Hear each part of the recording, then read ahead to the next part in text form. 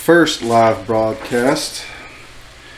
And today we have with us Deric and Mary Freeman. I've tattooed both of them. Recently Mary. And we have with us Alyssa. She is our piercing apprentice. She is pretty new with us, and I didn't have nobody else to do the co-host with, so we got Alyssa. We settled. But Gail said Short straw. But Gail said she's funny, so let's see how funny she is. But how's everything going, Deric? Wonderfully, considering where we are in the world and what's going on around us. I mean, things are pretty good. Man, COVID. Oh God. I would like to point out that you're doing your inaugural. We didn't know this was the inaugural stream either, but I would like to point out that we're actually doing the inaugural stream in a room that has a sign posted that says "No cameras, no cell phones, and no video." Yes, sure does. It sure does. Just pointing out that we're violating your rule. So. All right, Deric. The tattoos. When was the last time I tattooed you? Oh goodness, you were on 23rd Street. Yeah. And you did the cover up on my right arm, and I've been riding and working a lot, so it's hard to tell. It's definitely got a lot of sun. Got a lot of sun. I spent a lot of time outside. So in the wintertime, it's obvious, like it's like bang, it's a war horse, and it's what it is. In the summertime, it's like that guy's really dark, and So I can still see everything clear. Yep. I had a little bit of hair on it. Yeah. Making the horse a little furry. But that's it's a hairy horse. But it's been, goodness gracious, 5 years since you did this one. When am I tattooing the next one? Well, availability is the question. So Yeah. last time you and I did talk about it, you were booking like a year out. Right. I did close my books, especially because of COVID. We skipped about 60 to 150 people being shut down for COVID, so that extended my closure on the books. Right. But I thought I was going to retire in December, but yeah, that's not going to happen. I'm going to end up having to open my books back up, just keep pushing until we get out of all this. Right. Mary, I tattooed Week ago. a week ago. Independence Day. Yeah, it was. Yeah, actually, Oh, that's right. It was 4th of July, and I tattooed. It was a mountain scene. Oh, it's almost healed. Yeah. What do you think of that, Deric?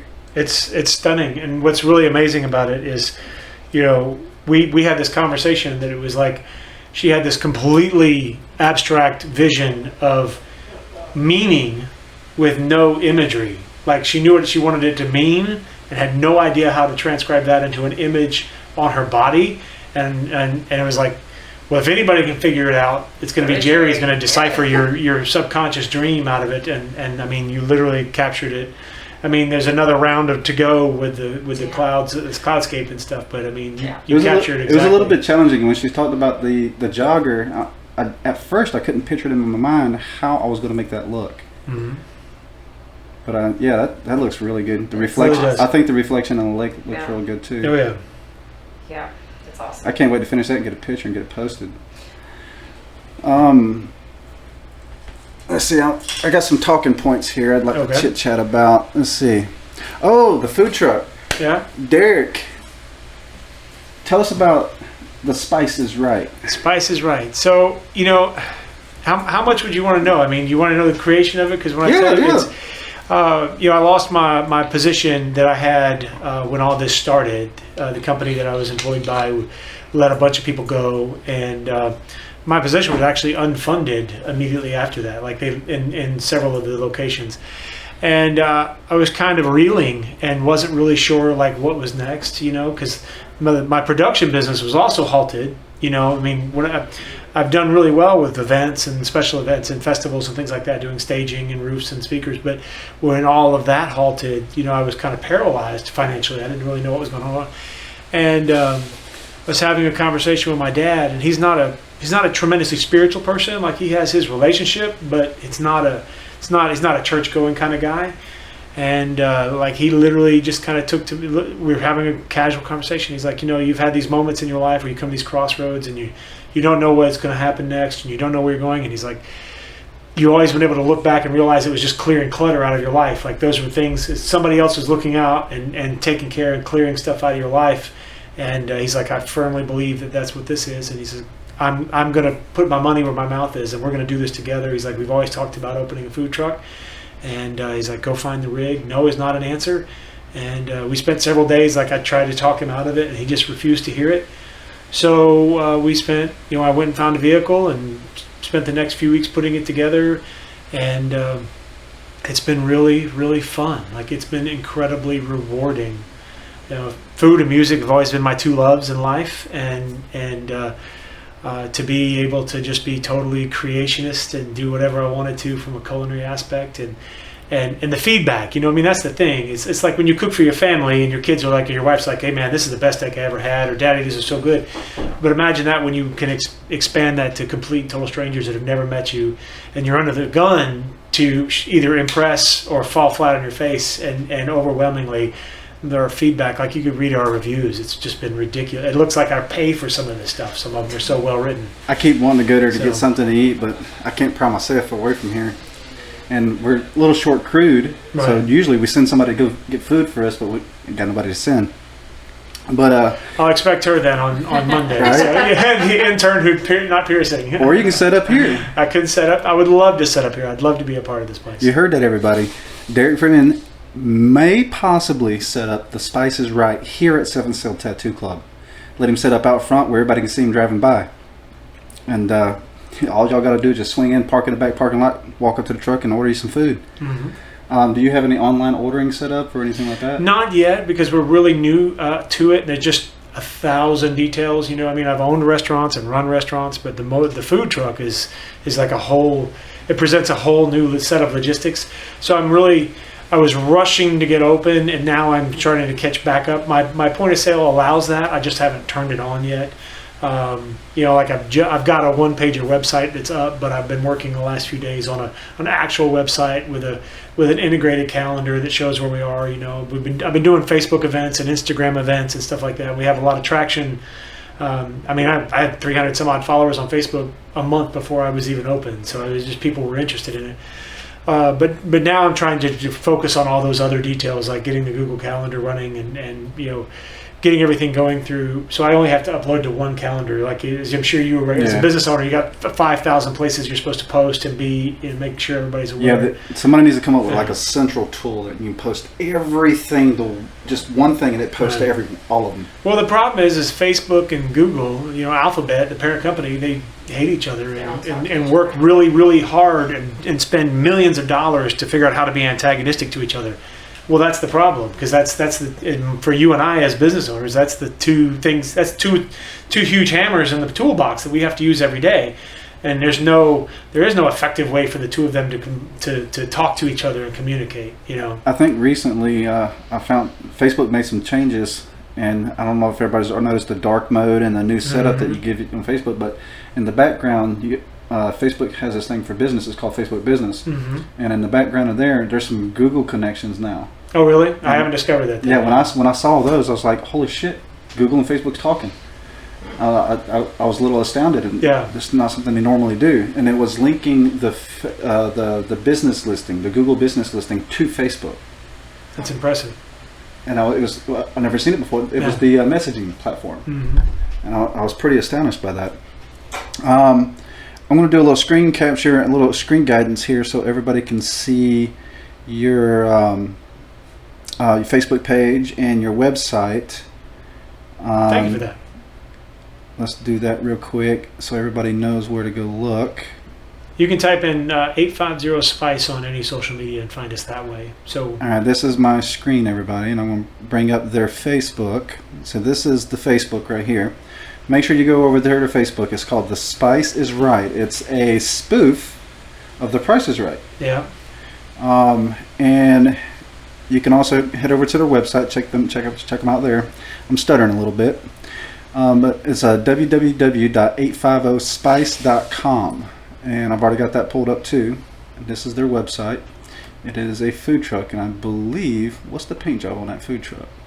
I've been kind of quiet about it because I like, it's pretty intense. Like when I tell you Like it's eye catching. Bob Barker's on the side of the car. Is it? Yeah, he's and so it's pretty nutty. So we like all the pictures that I have posted. I've only posted to Instagram followers what the truck looks like, and I blurred it out. Like it's trying to just create a little mystery. You know, people come. I want you to come and see it, and if you're going to make that effort to come and see it, then you're going to come and eat. You know. I want to see the Bob Barker. I want to see it too. I'm gonna dress up as Happy Gilmore, so there you go. so me and Bob Barker can fight. But some of the other talking points. When I met you, I think you was working at Club La Vila, weren't you? Yeah.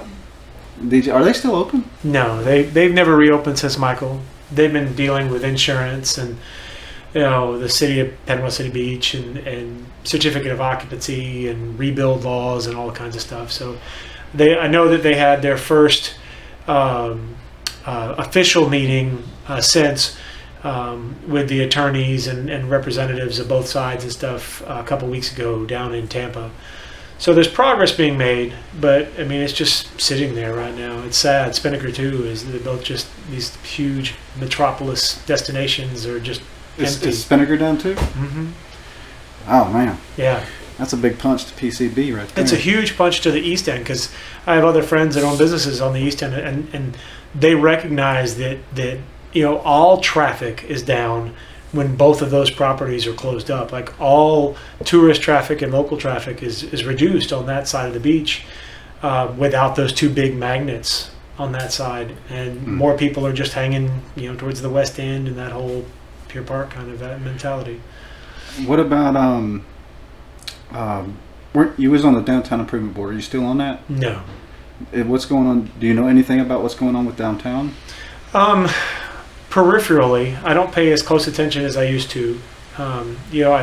I try to be aware because obviously I still have a lot of friends that have businesses downtown, both in the district and then you're just on the fringe. If I remember correctly, you're just outside the historic tax district or whatever. Just barely, yeah. So I try to keep close attention. Pam Armstrong that owns Tom's Hot Dogs is a dear friend and has been for years and years and years. And anything that happens in the DIB or the downtown area impacts her significantly. And she tries to be very active and keep me informed.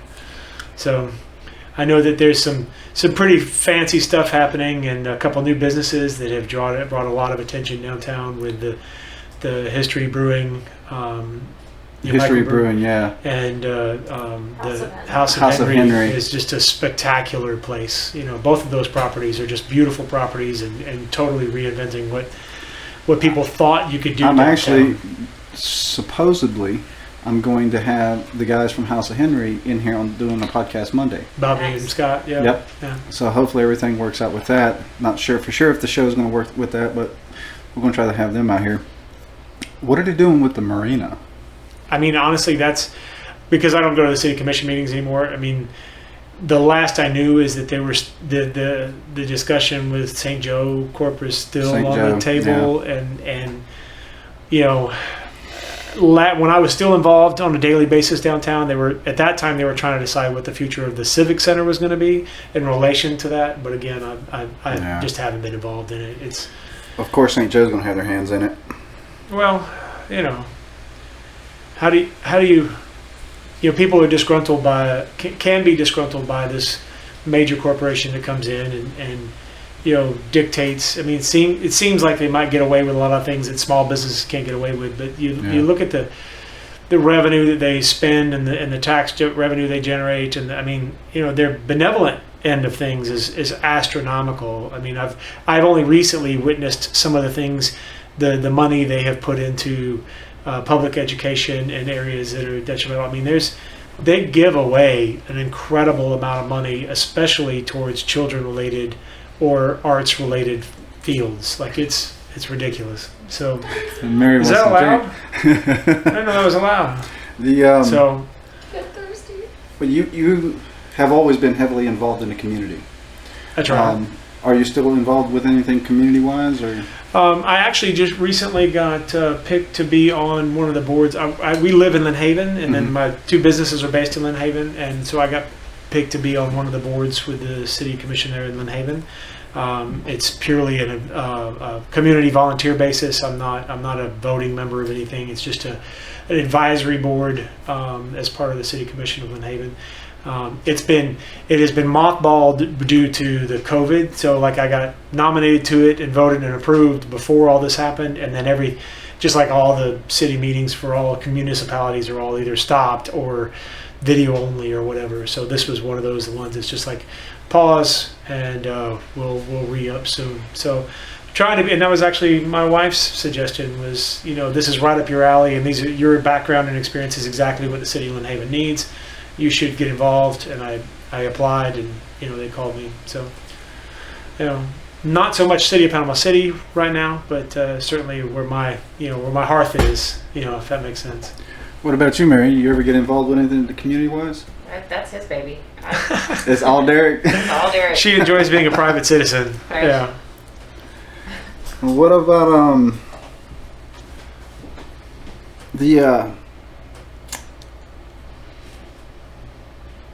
I can't get my mind wrapped around what I'm trying to say.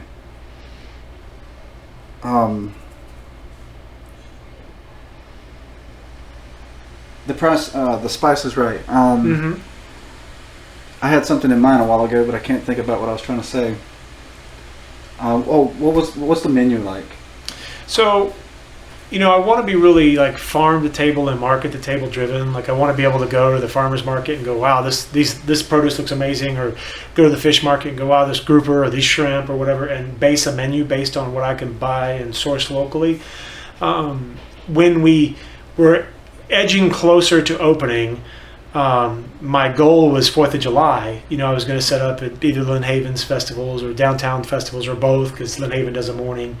And so when I started shaping that menu, it was based upon the fact that it was like, okay, if there's 6 food trucks and there's 10,000 people, I need to be able to put out a reasonable amount of product at a price point that I can make a profit on and have a quality that I'm willing to put my name on. Because that's, in the food truck world, you got two mentalities. You've got the taco truck kind of thing where everything's pre-cooked and it's just sitting in a table and they're assembling it and handing it out the window. And then you have the other end of it is like this really food snobby elitist kind of eclectic ingredients and kind of stuff, kind of focusing on stuff you might not get in a brick and mortar. And I was trying to bridge that gap. So I created the initial menu of sliders, is kind of where I've been living right now. And it allows me to have like the stuff your kid eats, and then I can still be kind of on the fringe of stuff and exploratory. So like my start was, I call it the Gettysburger, because it's the all-American slider. It's literally just Angus beef, sauteed onions, and American cheese on a bun. Like that's the whole, on a sourdough bun. That's as American as that slider can possibly be. But that's my number one seller. That's what I'm going to try. I poked it as a basic, but it still has my spin on it. Like I only use Vidalia onions that we get sourced locally, and then I season them with a little bit of chipotle and a little bit of garlic pepper. So the onions have a sweetness and just a tiny little bit of heat. There's a tremendous, and then I cook them to like this almost marmalade consistency. Like you could almost spread it with a butter. He is talking to my stomach right now. That's what I do. So you see what I'm saying? I'm passionate about the food. But the flip side of that is I have a bulgogi pork, which is a marinated Korean barbecue. So it's a Chinese 5-spice and it's topped with kimchi. I do a tuna, an ahi tuna slider with a wasabi aioli that I make from scratch, and a Thai vinaigrette slaw that you put on top so you get a little crunch and a little bit of sweetness. So I'm hungry. You see what I'm saying? Right. So I have a Nashville hot, if you like that kind of thing. I can have a fantastic Nashville hot slider. But that's where I was at. So I have the slider menu that even within that. So I have a very simple, I'm only carrying a handful of ingredients because I have this much space. Sorry. And but I could put out a product, like everything I've got is like this 4 to 5 minute window of being able to put out a product that I want you to be able to eat and go, this is amazing. This is what I wanted to eat anyway, and I didn't even know it. So I'm putting out quality that I'm comfortable with, but in a time frame and at a price point that it's worth doing. Will I always live there? No, because I've always got like a crock pot of red beans and rice or shrimp etouffee. I saw that in your live video. They're talking about the red beans and rice. I always got to do that red beans, man. It's a staple, and it's my one concession. Like we talked about, just scoop it and hand it out the window. It's my one thing that we don't cook to order. It's in the crock pot. It's there, but that doesn't mean it's not delicious. It just means that you don't have to wait on it. I can literally hand it out the window. This is really a sick joke between you two. I know he told you that I just went keto, and I can't eat any of this stuff that y'all Ooh. Well, like just like yesterday. So keto's like what? All meat, no veggie, All pretty meat, much. No yeah. carbs, yeah. Oh god. So she can eat all my, like, she can eat the burger patties and stuff like that, and she just can't eat like the stuff with all the sauce. I like All the other good stuff. Yeah, one of her favorite is I do a Carolina barbecue, which is a golden barbecue sauce and slaw that I make on top and a pickle, you know, and it's a lot. Like there's a lot going on there. That's her favorite, one of her favorite things that she can't eat it at all. Ooh. So. Do you have a cheat day? No. And then to make it worse, like I slow cook the pork shoulders like In our home. in the house, like yeah. House. So it's like all night long. Or you wake up in the morning, my dogs are just going nuts because it's like literally been slow cooking this pork all night long type of stuff. So it's torturing my That family. just proves how tough she is. Yeah. There's no way I'd be able to do that. She wakes up in a grumpy mood though. I don't understand. I used to think it was lack of coffee, but now I'm starting to see the. Already ruined my diet today. I told you about that earlier, so I'm ready to eat. What'd y'all have for lunch? I had Mexican. I wasn't supposed to have Mexican. I think she's on a diet too. I am. I won't tell anybody. I was He's gonna make sure he puts that on the podcast. until about 11:30 today. Cheat day was Yeah. today, as a matter of fact. I forgot to look at my calendar. But anyway, so that's the inspiration for the menu currently. Will I live on sliders forever? Not necessarily, but like I said, I was already set up and running even before they canceled the 4th of July stuff. So I'd already catered my setup and everything and how it was going to run. And so now we're just kind of running with what brung us. But again, you look at the reviews and stuff, and the feedback is just incredible. So I'm a little hesitant to tweak and twist and start running down the hill a little bit here because people are really grooving on it. And I've yet to try the food. It's going to be one of my first priorities coming up this week or the next week. Definitely, somebody's going to get out and get me some food. I want a burger. I'll do it in your parking lot. I want a burger and I want some red beans and rice. And don't be ashamed and don't be mad at me if I put the red beans and rice on the burger. No. I might have to try that. I want to try the Nashville one. The Nashville? Yeah. Nashville Yeah. hot. Yeah. What's on that? It's just a hand cut chicken tender that's fried and breaded, and then I make the Nashville hot sauce, which is like this thin, sticky, sweet, hot. But like a lot of people will tell you, you're supposed to use Texas Pete. I don't like the flavor of Texas Pete personally. So again, I'm going with that coastal cuisine background where I am. I use Crystal. That's what I want my flavors to be. So you have the heat comes from Crystal, and then I use honey and turbinado sugar. So and then I just take that fried tenderloin and just drop it in the vat and let it just sit there and soaks into the crust. So instead of being crunchy, it gets this sticky sweet. Yeah, it's ridiculous, dude. It's like I could eat 30 of them. Yeah. Oh, it's so good. He's got a And that's crab it. cake sandwich, That's too. all it That's is. pretty awesome. Yeah, Can you take phone orders? Yeah, I hope to be web based and DoorDash in the next week. No lie, because my point of sale is set up for it. I just haven't set it up and turned it on yet. So yeah. Well, everybody, this has been Deric Freeman. We're going to have to bring our vlog and podcast. I'm not sure what to call this anymore. Vlog, podcast. I think podcast is audio and vlog is video. Video, yeah. Right, so this is a vlog, but this is our first live vlog, and we're going to bring it to an end just so I don't run out of time and my camera shuts off. But y'all, dude, please head over to her Facebook. It's called The Spice Is Right. Make sure you like, follow, share, show some love. I appreciate that. Really do. Let's get them out there. I'm ready to eat. But thank you for tuning in. We love you guys. This has been Deric and Mary Freeman. Thanks, Jerry. Be safe out there with COVID, guys. Amen. Bye. Bye. Streaming has stopped. This is a podcast. This isn't a vlog. But if it's video, Yeah, podcast. You're not running around with the video. Like when you'd like run that's around with you. the video and like videotape yourself. Podcast, I think, is just audio. Straight Just audio. But what No, happens if they it's do video video and it's audio? podcasts